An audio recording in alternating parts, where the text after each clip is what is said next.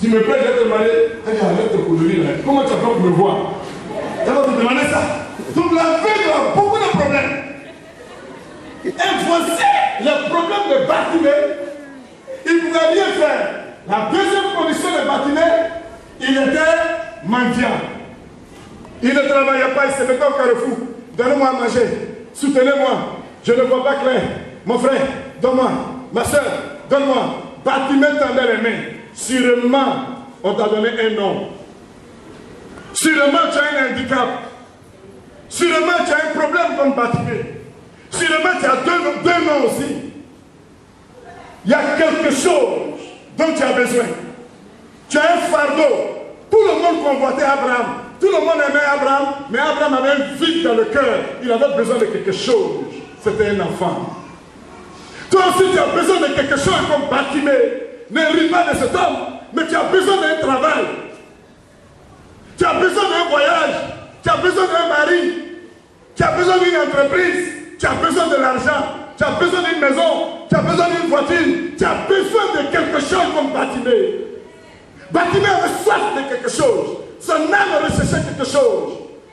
L'âme de Jacob recherchait quelque chose. Parce que tout le monde avait rejeté dans Jacob. On l'appelait usurpateur, doubleur, escroc. Il n'avait pas d'amis. Il avait soif de quelque chose. Abraham avait soif de quelque chose. Joseph avait soif de quelque chose. David avait soif de quelque chose. Tous ces grands hommes ont eu soif de quelque chose. Comme toi aussi, tu as soif de quelque chose. Mais Bartimée, sa première condition, il devait se diriger dans un endroit. Dieu nous bénit dans un endroit. Il y a un endroit où Dieu réserve pour nous visiter. Il y a un endroit où Dieu réserve pour nous moindre. Il y a un endroit où Dieu réserve pour nous exaucer. Ce n'est pas à n'importe quel endroit. Et Bartimée s'est dirigé jusqu'à cet endroit. Il allait s'arrêter. Abraham avait besoin d'un enfant. Dieu dit à Abraham, où tu es là, je ne peux pas te bénir là-bas. Il y a un endroit où je bénis. Sors de ce père, sors de Mésopotamie et dirige-toi avec Canaan. C'est là-bas que je pourrais te bénir. Abraham devait aller dans un endroit pour être béni. Toi aussi, tu as besoin d'aller dans un endroit pour être visité, dans un endroit pour être béni. Jacob devait se lever pour aller dans un endroit pour être béni. Bartimée devait aller dans un endroit pour être béni. Dieu devait envoyer Joseph dans un endroit pour être béni. Et Dieu t'a envoyé dans cet endroit. Cet endroit, c'est la main du Saint-Esprit. Quand tu es venu ici pour la première fois, tu n'es pas venu en vain. C'est l'Esprit de Dieu qui t'a conduit ici. Tu es venu au bon endroit et au bon moment. C'est pas sur toutes les terres que le maïs peut pousser. C'est pas sur toutes les terres que la riz peut pousser. Vous êtes en train de courir parfois derrière les hommes que vous ne connaissez pas. Mais l'Esprit de Dieu va vous connecter, vous diriger dans un endroit. Et il vous a dirigé dans le bon endroit et au bon moment. Vous commencez à devenir pur par la parole que vous entendez. Dieu commence à vous exaucer. Les uns sont en train de libérer l'atmosphère sur votre tête. Il y a un exaucement qui vient jusqu'à vous. Et quand vous arrivez dans cet endroit, il y a des conditions remplies. La deuxième condition, c'est la persévérance. Quand tu viens à cet endroit, c'est vrai, tu auras des visions, tu auras des prophéties, tu auras des enseignements, mais tu as besoin de persévérer. Le mot persévérer veut dire perce pour voir. Si je ne perce pas le mur, est-ce que je peux voir derrière? Il faut percer pour voir. C'est pourquoi Noé a persévéré pendant 120 ans quand il a fini de construire l'arche. On dit qu'il y a des gens même qui avaient chié dans l'arche. Pour dire, lui là, qu'est-ce qu'il dit là, la pluie ne va jamais venir. Son beau-père, sa belle-mère sont venus voir sa femme pour dire, tu as un mari un fou. Ton mari là, c'est un fou. Parce qu'à son temps, elle ne pleuvait pas comme nous en notre temps il pleut. L'eau sortait du sol pour arroser les plantes. Dis, comme elle peut dire qu'il va pleuvoir, on ne croit pas. Là, ce qu'il a fait là, tout le monde allait chier dedans. C'était devenu caca sport. Pour se foutre de lui, ses beaux-parents sont venus demander le divorce.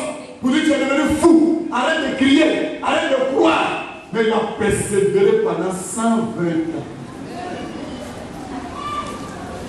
120 ans. Abraham aussi a persévéré pendant 25 ans. Avant d'accomplir, de rentrer dans l'accomplissement. Tu as besoin d'une persévérance. Pourquoi tu es agité? Pourquoi tu t'inquiètes? Une seule chose est nécessaire, c'est ce que tu as choisi maintenant.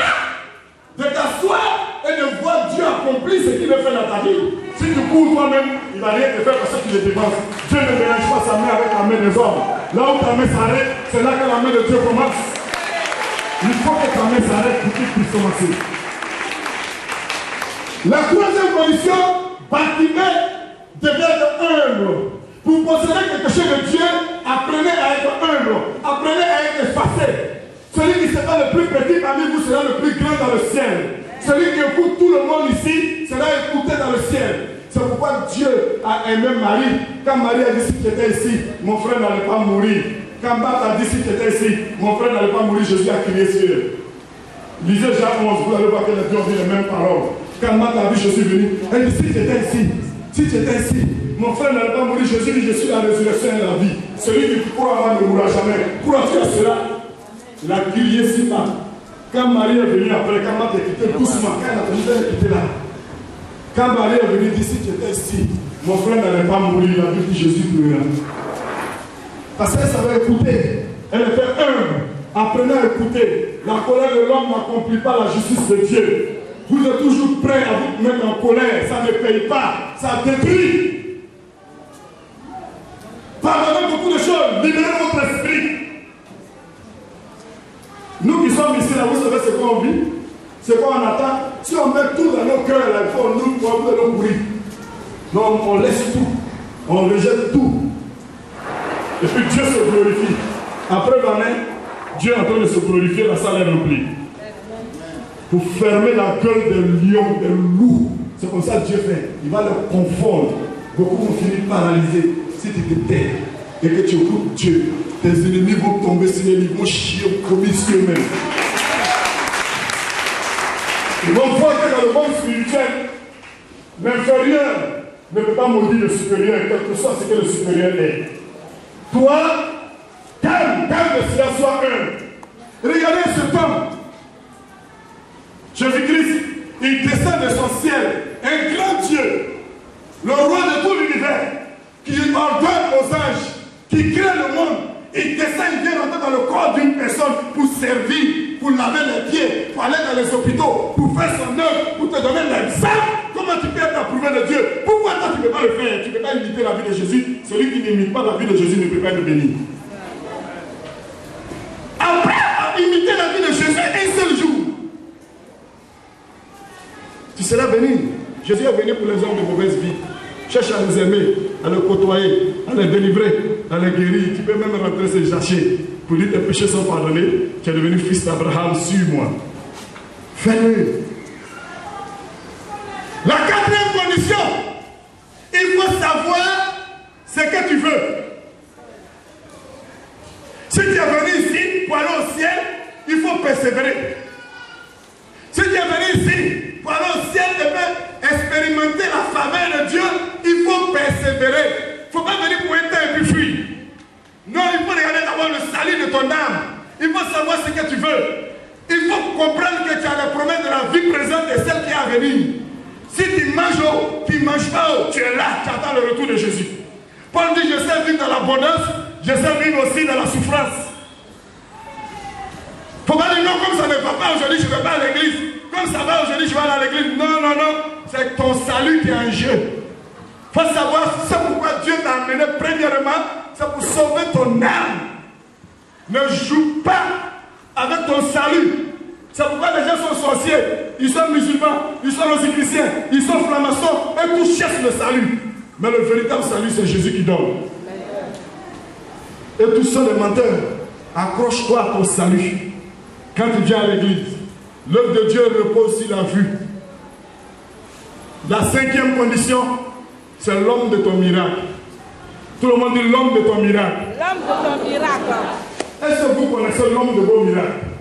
Amen. C'est ça qui est votre problème.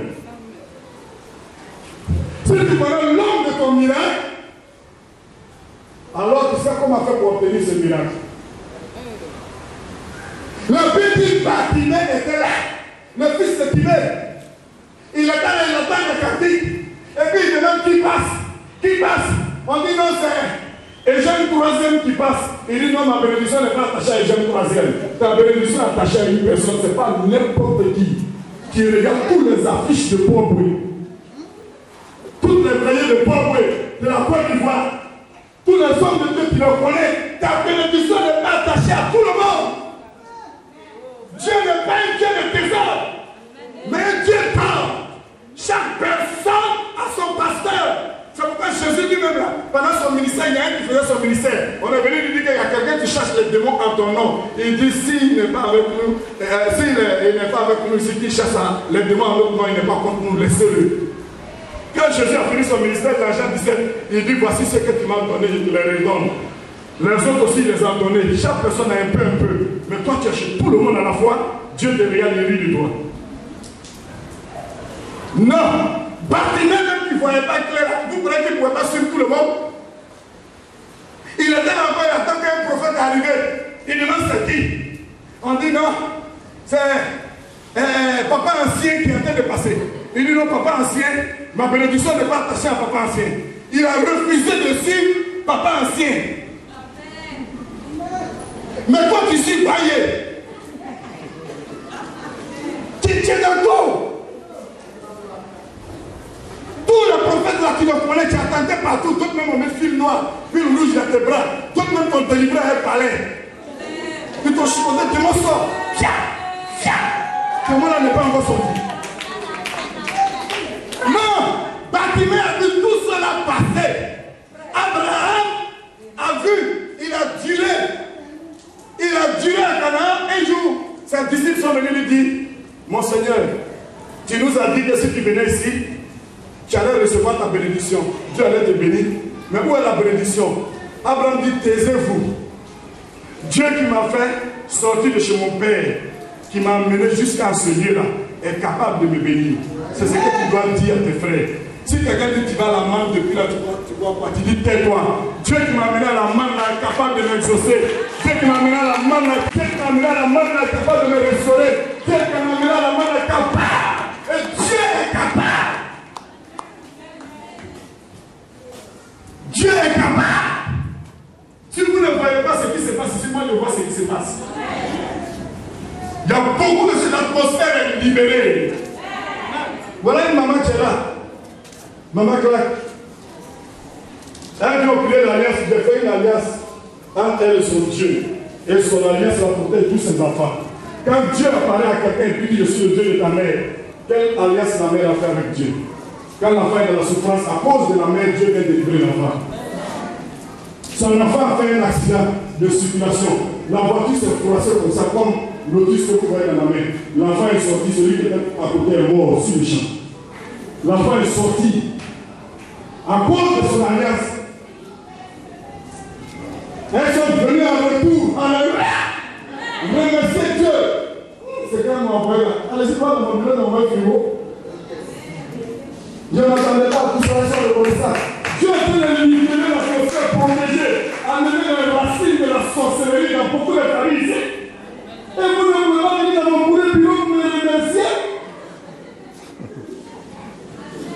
Moi, qui votre bénédiction est attachée, vous passez derrière moi pour m'attribuer tout ce que vous pouvez m'envoyer des messages, même des menaces. On va voir. Moi, je vous aime de Alléluia.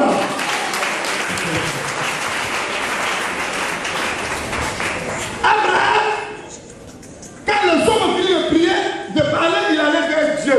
Il dit, Seigneur, bénis-moi maintenant. Dieu dit, mais tu veux quoi? Il dit, bénis-moi. Tu as dit, si elle vient ici, tu vas me bénir. Dieu dit, mais depuis là, tu n'es pas béni. Il dit, oui. Il dit, mais Abraham, tu ne vaux rien. Ta bénédiction est attachée à quelqu'un là-bas. Abraham dit, qui? Dieu dit, ta bénédiction est attachée à Melchisedec. Il dit, quoi? Melchisedec, le monsieur qui passe ici, gros ventre là. Il dit, oui. Il dit, non, attends, je ne comprends pas. Le sacrificateur qui est dans le temple a dit, oui. Va seulement, il va rendre ton nom grand.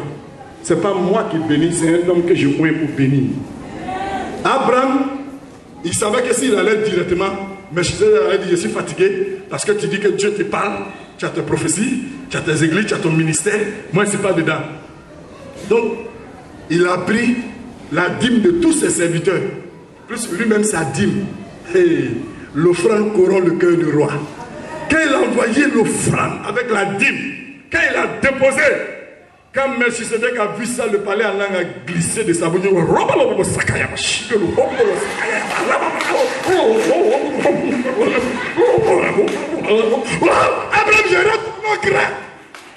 depuis ce jour-là, le nom d'Abraham est devenu grand. Et il a été exaucé. Tous les autres anges, tous les autres prophéties venaient maintenant pour accomplir l'enfant qui devait arriver. La bénédiction qui devait arriver. La richesse qui devait arriver. Jacob était fatigué comme toi. Il allait se coucher dans un endroit. Il dit, Seigneur, il faut que tu me bénisses. Il faut que tu me bénisses. Il s'est couché jusqu'au soir. Il dit, Seigneur, Dieu ne descend pas du ciel pour bénir les gens. Il a dit dans 2 Chroniques 20, 20, confiez-vous à Dieu, vous serez affermis. Confiez-vous à ses serviteurs et vous réussirez. Il a dit dans 2 Chroniques, bénissez-les vous-même, ce n'est pas moi qui bénis. Il dit, c'est les prophètes qui bénissent, c'est les serviteurs qui bénissent. C'est pourquoi Satan a perverti ça. Vous allez chez les marabouts pour vous bénir. Au contraire, ils sont en train d'écrire vos noms dans leur confrérie. Et puis vous allez faire des rêves, vous voyez les ninjas venir comme ça maintenant. N'allez pas là-bas pour brouiller votre esprit. Donc cet homme-là s'est couché. Il était derrière 18 heures. Il voit un monsieur qui passe. Il dit, monsieur, bénissez-moi. Le monsieur dit, qu'est-ce qu'on appelle bénédiction? Il dit, bénissez-moi. Le monsieur dit, laisse-moi. Je suis en retard, je m'arrête quelque part. Il dit, bénissez-moi, monsieur, dites un mot seulement. Le monsieur dit, on ne connaît pas bénédiction, laisse-moi. Il a attrapé la vie du monsieur. Le monsieur a fait ça. Il s'est collé sur le monsieur. Le monsieur l'a poussé. Il a renversé le monsieur. Il s'est couché sur le monsieur. Le monsieur a pris son genou, il a tapé son corps. Il est tombé. Ils se sont roulés. Le monsieur dit, tu as lutté avec Dieu, tu as été vainqueur. Tu t'appelais Jacob, maintenant tu t'appelles Israël. La bénédiction s'attache à toi. Bartimée souffrait comme vous. Est-ce que vous voulez que Dieu fasse quelque chose réellement pour vous avant fin 2010? Dieu est prêt pour vous exaucer. C'est un Dieu de miracles que nous prions. Rien ne lui résiste. Il appelle à l'existence ce qui n'existe pas dans la vie d'une personne. Il peut changer l'atmosphère sur ta vie. Dieu peut t'exaucer. Il est tellement réel. Qu'est-ce que tu veux qu'il passe pour toi? Tu as un examen à passer? Tu as un concours à passer? Tu as un voyage? Tu as une santé que tu réclames? Tu veux voir quoi? Que veux-tu? Quand il était en train de passer, tu me dis qui passe? Qui passe? On dit non. Celui qui passe là, c'est le prophète de je vous salue, Krotoum, plein de grâce. Il dit non. Ma bénédiction n'est pas attachée à Krotoum. Toi, tu suis Krotoum. Tu es derrière Krotoum, tu es derrière Adjoa. Tu es derrière Delphine. Tu es derrière Solange. Ils sont beaucoup comme ça. Non, Bartimée dit non. Il était là, en train de mendier. Il faut dire, je souffre aujourd'hui. Mais aujourd'hui, là, je suis dans le bon endroit où Dieu va m'exaucer. Je partirai à la maison avec quelque chose. Tu vas partir avec quelque chose, je te dis la vérité. Il est là et puis il attend un cantique qui dit Hosanna, Hosanna, Hosanna à toi, oh mon Dieu. Tu m'as délivré du péché, de l'enfer. Hosanna à toi, oh mon Dieu. Hosanna, Hosanna, Hosanna.